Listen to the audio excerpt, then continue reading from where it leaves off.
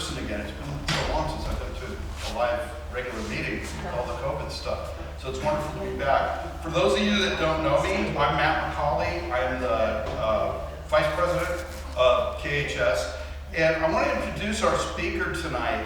Sandy is the author of this book, The Pioneering Life of Peter Kirk. And there is a lot that's happened in the last couple of years with respect to research on Peter Kirk, the Kirk family, and the whole enterprise. Her book has really been kind of the centerpiece of it. To a lesser extent, we have the discovery of the French family glass plate negatives that we came up with down in Chehalis a couple of years ago. That gave us some new views of the town site, 1889 and 1890. But I was really excited to read Sandy's book when it first came out, and it was just really eye-opening, and for somebody who's been studying Kirkland so long, pretty spectacular experience. One of the reasons it meant a lot to me is that Sandy is a great-great-granddaughter of the Kirks. Her great-grandmother was Marie Kirk Bell, and she grew up in Alaska. So I, as a little kid in the late 60s, and then a slightly older kid in the early 70s, up to the publication of our Founding Fathers by Arlene Ely in 1975, was kind of initially sort of just, acclimatized to that particular version of the story. And that, as somebody who's doing the research on the history, can't help but give you a little cognitive dissonance sometimes when new information comes in. So getting this book, while much of the facts were about the same, from that outside perspective that was just outside of that same narrative I had most of my life, I really learned a lot. And I encourage everybody to pick up a copy if you haven't already. But now I'll turn it over to our guest, Sandy, where she can talk about her experience putting this book together. Believe me, somebody who's put a couple of books together, I can tell you a lot of work went into this. It's a bargain at twice the price. Thank you so much. Thanks everybody for coming out tonight. It's a beautiful evening, and I appreciate you being here. I hate to tell you this, Matt, but I'm not actually going to talk too much about the book. I've actually got new information that I want to share with you.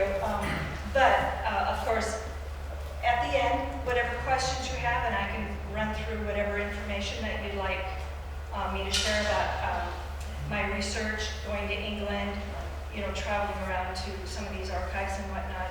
I'll be happy to talk with you guys about whatever.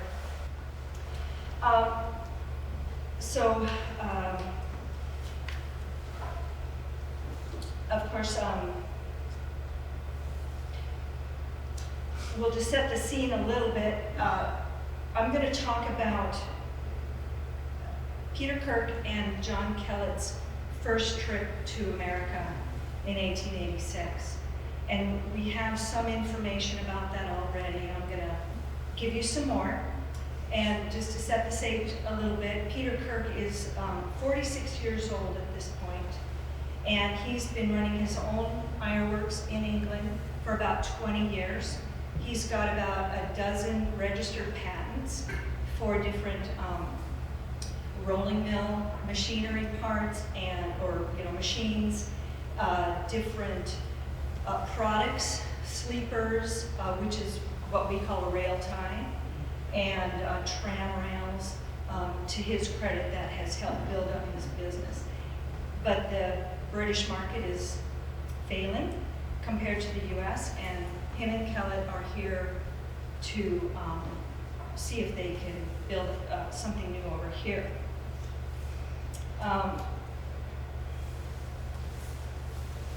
So what we already know from resources, Kellett's journal and other things, he arrived in New York August 23rd, 1886.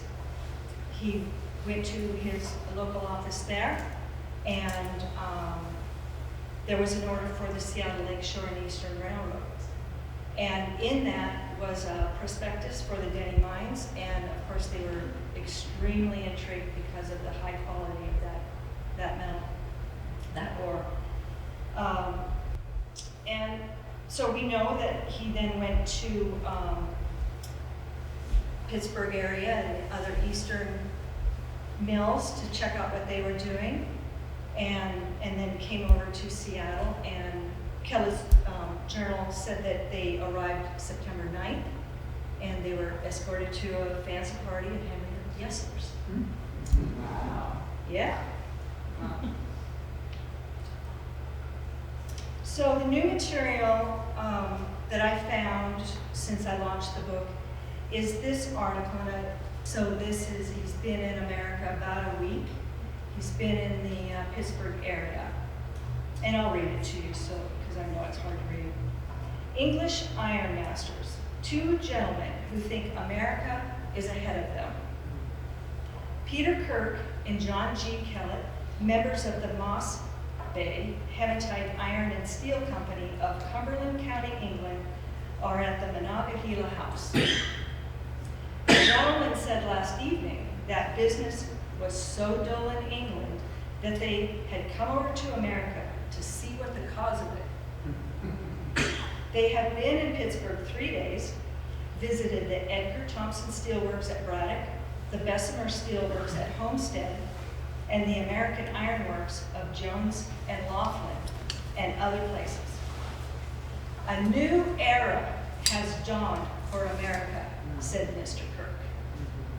And I am afraid a period of darkness for England. With the facilities of cheap coal, natural gas, easily accessible ores, and limitless abundance of freight transportation, England can no longer compete with America in iron products. We go from here to Joliet, Illinois, to inspect the great steelworks there, and then we will visit British Columbia, where we have orders for several thousand tons of steel rails. Our works are only running on steel rails now, most of which are for Canadian railroads. We have only one order for this country, about 5,000 tons for the Texas and New Orleans Railroad. Now that made me stop and think, what? British Columbia? Did he not get the memo on the pig war? Does he think that, his British imperialism, that Washington Territory is still a part of Great Britain? He was actually coming out to Washington Territory. But, I've told a couple of you guys, I lived in Alaska most of my life, and still to this day, I get people that think we're part of Canada. So, don't be, insulted.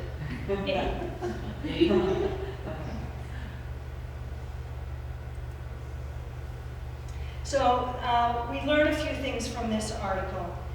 There's more detail on the itinerary and the mills he visited, the purpose of his trip, and where he's selling his rails at that time.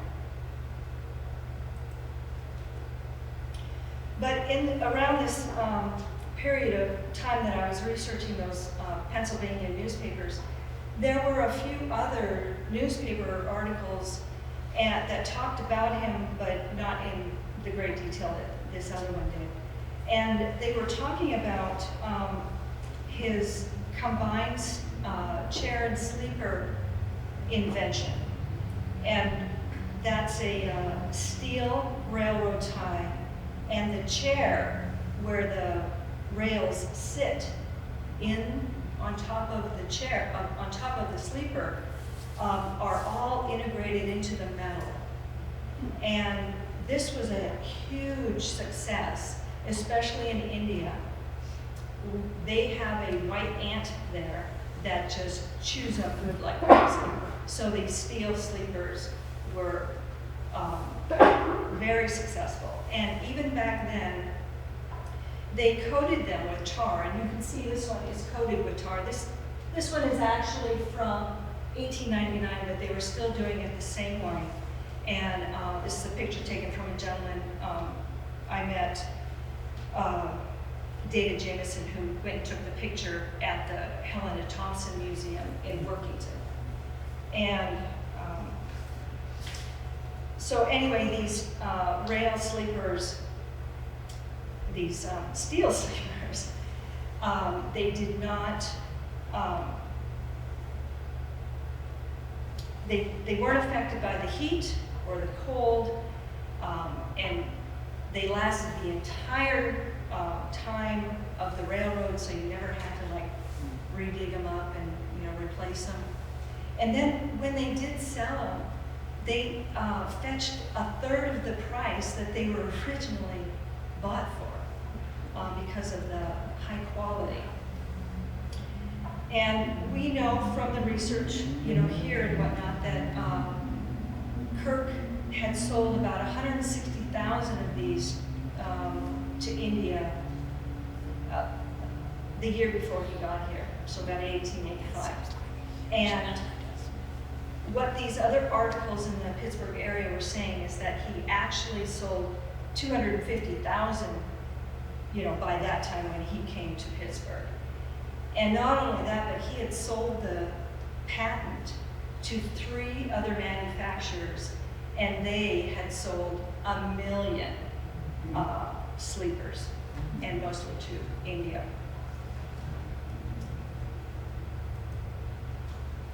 So his mill in Workington was huge, and it was what he was going to model the Kirkland mill after.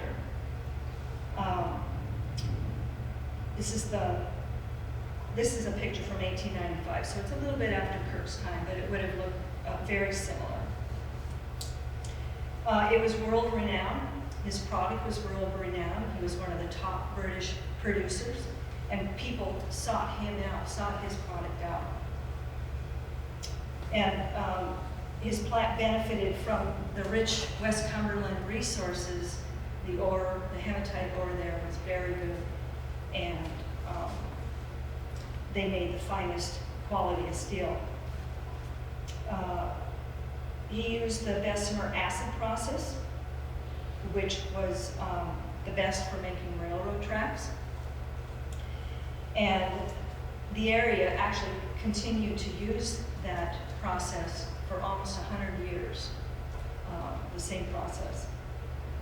During the 1880s, Moss Bay Steel's output was between 70 and 100,000 tons a year of steel.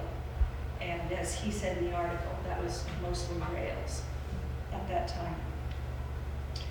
But not only did the steel require a special chemical makeup to be durable and have that quality, but the rail order from each of the companies needed to have a special specification of what the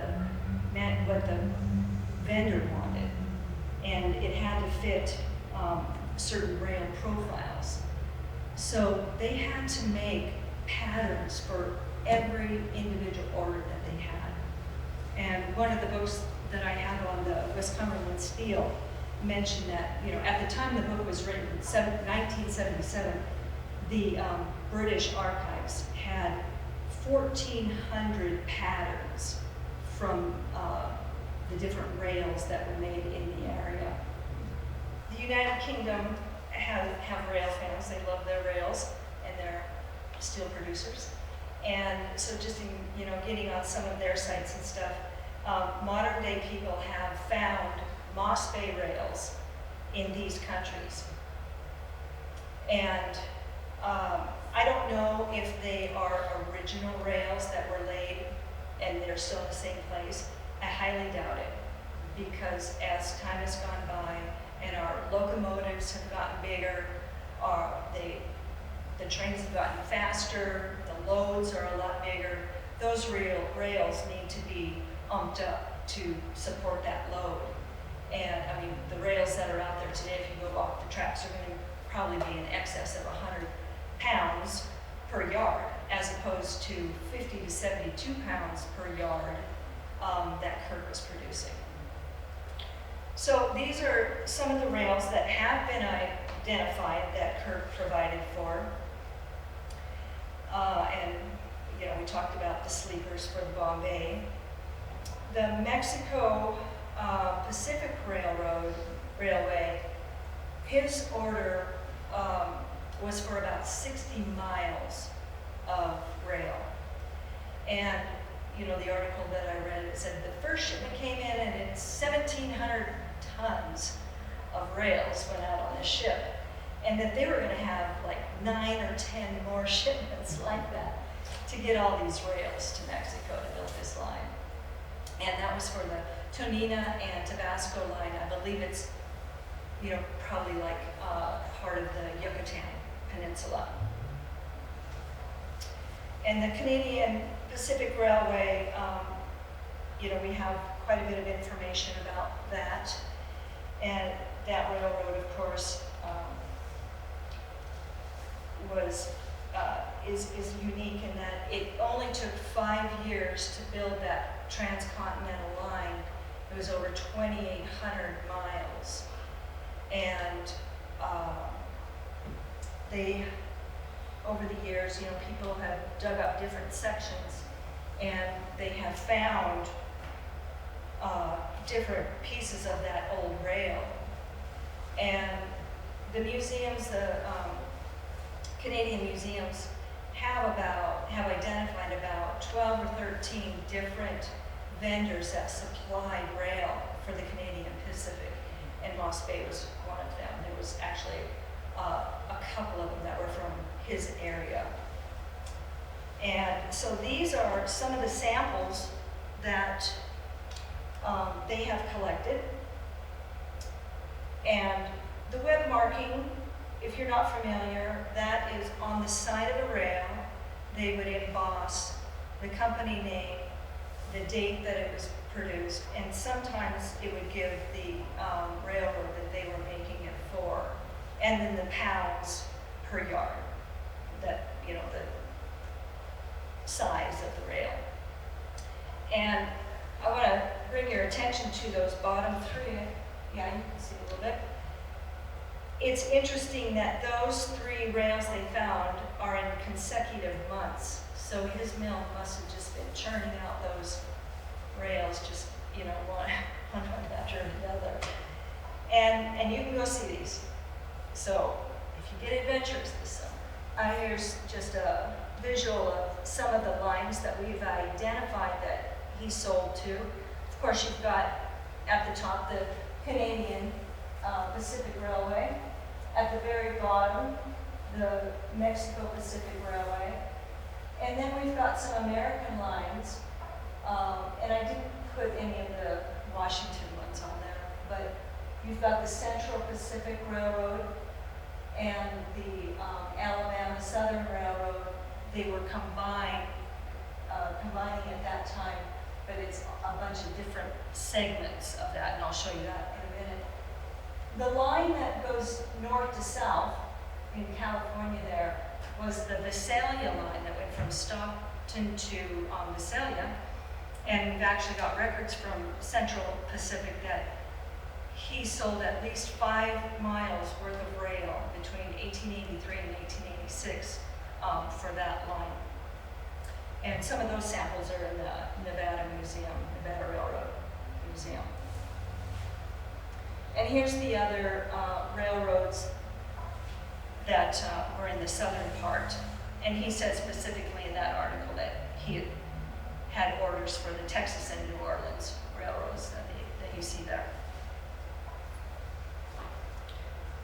So now we know the extent of, it's not the whole extent, but it's what we know of where he was selling his rails. And we can see that he was doing very well. And he was very knowledgeable, of course. He studied the markets and knew what was coming. Peter Kirk had grown up in the iron industry. He probably, was out there picking up coal and throwing it in the blast furnace. I don't know, but he grew up in the industry.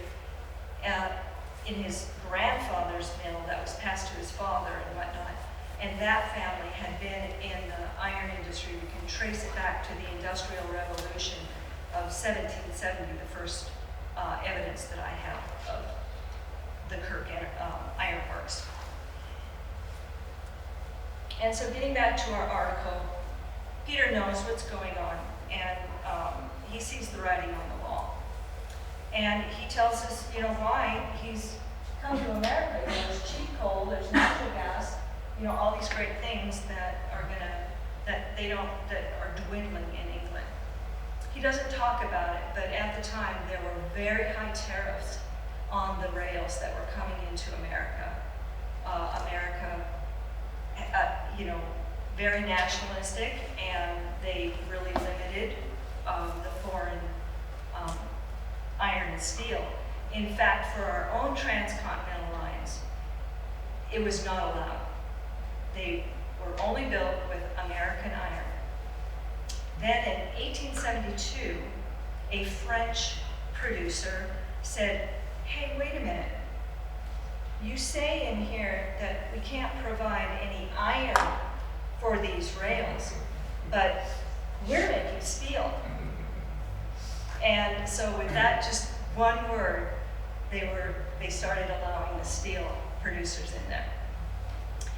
And then they figured out that this was the way to go because the steel just lasted so much longer. It was so much better. But there were very high tariffs. And of course the American producers would jack their prices up to be just a little bit below what it was going to cost to have the foreign products brought in. So now we have a new timeline for Kirk and Kelly. And you know, I've plugged in some of the information there. And at the end of August, they're in Pittsburgh and touring all these places. And I can just imagine that this must have been like a kid in a candy store for Peter Kirk. He got to see these brand new mills, visit with, you know, other inventors and engineers, and see a whole different system. The American system was very different than the British system. And the American system used the basic system for dephosphorizing the iron, and the Brits were using the acid system. And the Americans at this time, 1886, were starting to use the open hearth system of producing steel, whereas Kirk and, you know, a lot of his people in Britain were using the Bessemer converters. The advantage to the open hearth is that they could throw in a lot of scrap iron. It's just like a big pit, you know, where they were melting the steel. But the Bessemer converter tended to be more economical. And there's other advantages and whatnot. So they're going to these mills, and you've probably heard of these. They're pretty famous in history. Edgar Thompson, it was one of Carnegie's plants, and it was his very first Bessemer plant, and also one of the first large-scale plant in Pennsylvania. The Jones and Laughlin American Steelworks was a notable competitor to Carnegie, and that actually survived. And in 1886, he had just opened up a new open hearth steel mill in Pittsburgh. And his mill was unique in that, or their mill, they had their regular blast furnaces on one side of the Monongahela River, and then they built the steel plant on the other side of the river, and where the open hearth furnace was.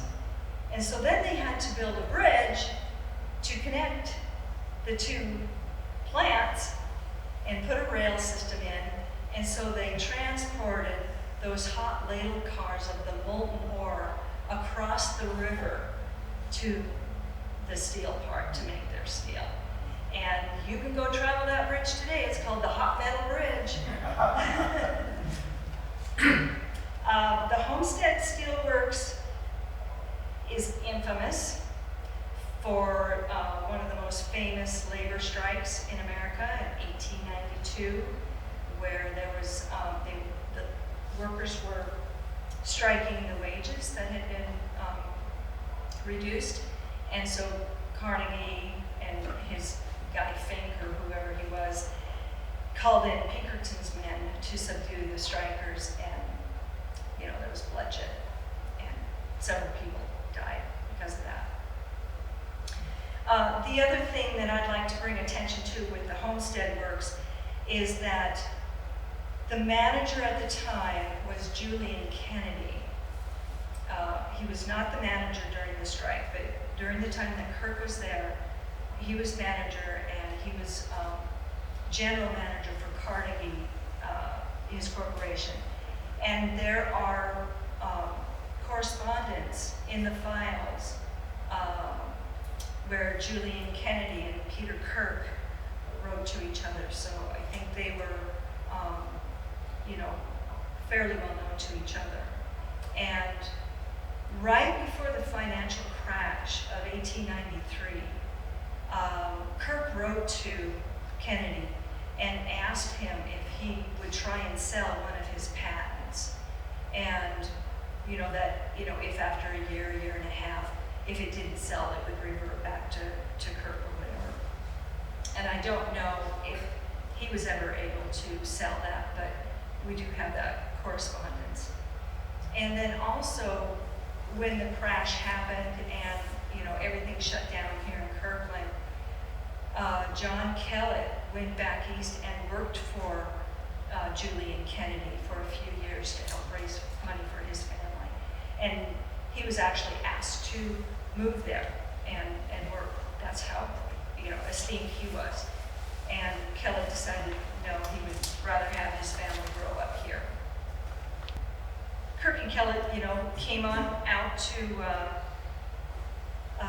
Kirkland, and we have that last entry in Kellett's journal that they arrived September 9th, and then within a week they were up in the hills, collecting mineral samples and all of that. And we know Kirk sold a lot of rails in the area. Some of the railroads, of course, the Seattle Lakeshore and Eastern, the Satsup Railroad, Shelton to Grays Harbor Line, the Olympia and Tenino Road, and a very large order for the Union Pacific came in those first early years. Kirk brought his expertise and his knowledge here to try and, build a new mill.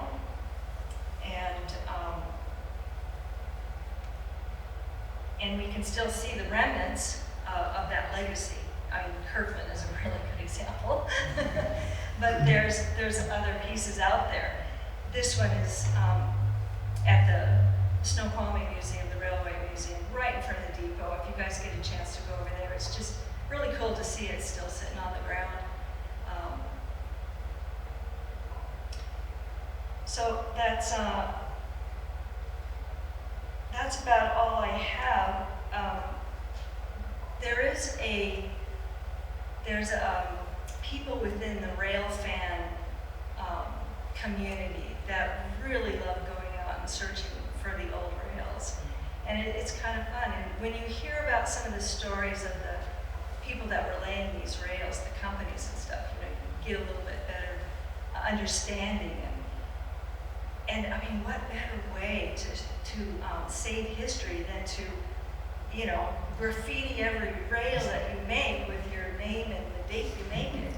Wouldn't it be wonderful if we go out to some archaeologist dig and we've got, the artist and the date they made it? Wouldn't that help us out?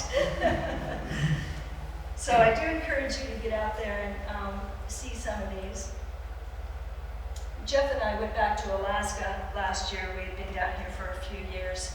And so on our way, we had to do a tour. And this is the last spike that they drove at Craigellachie, British Columbia. November 7th, 1885 is when they did the last spike. I do not think that it was a Moss Bay rail that they hammered in, but these rails were found in the area. And this is the one that says Moss Bay Company, Canadian Pacific Steel, 1883.